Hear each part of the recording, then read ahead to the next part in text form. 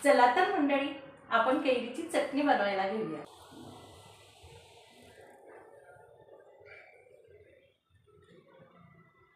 चला तर कढईमध्ये तेल घालून घेऊया, मोहरी घालून घेऊया। मोहरी छान, आपण जिरे घालून घेऊया। जिरे छान फुलले की आपण कढीपत्त्याचे पाने घालून घेऊया 5-6। हळद टाकून घेऊया, पाव चमचा धनिया पावडर टाकून घेऊया, अर्धा चम्मच लाल तिखट टाकून घेऊया आणि छान कैरीच्या फोडी घालून घेऊया। मी इथे 3 कैरीच्या फोडी घेतलेल्या आहेत आणि छान मिक्स करून घेऊया। 1 चम्मच मीठ घालून घेऊया। 3 कैरीसाठी 1 वाटी गोड घेतलेला आहे कापून, तो घालून घेऊया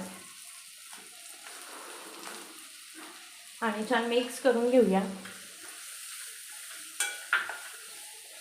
खूप यम्मी आणि टेस्टी लागते ही कैरीची चटणी। कोणी चटणी म्हणतं, कोणी डबुर्णी म्हणते याला। प्रत्येक ठिकाणी वेगवेगळे नावं आहेत, तर तुम्ही नक्की टेस्ट करून बघा, नक्की बनवून बघा। खूप पाणी घालून घेऊया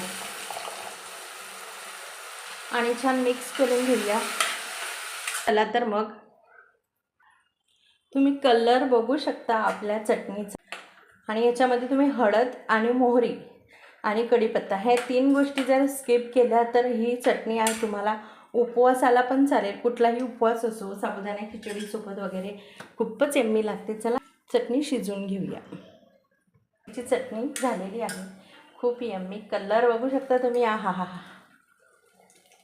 मी लागतं चपाती भाजीसोबत वगैरे भन्नाट, तर तुम्ही नक्की करून। आपली ही कच्च्या कैरीची चटणी आवडली असेल तर आपल्या साधना फूडी कुकिंग चॅनलला लाईक करा, शेअर करा आणि सबस्क्राईब करा।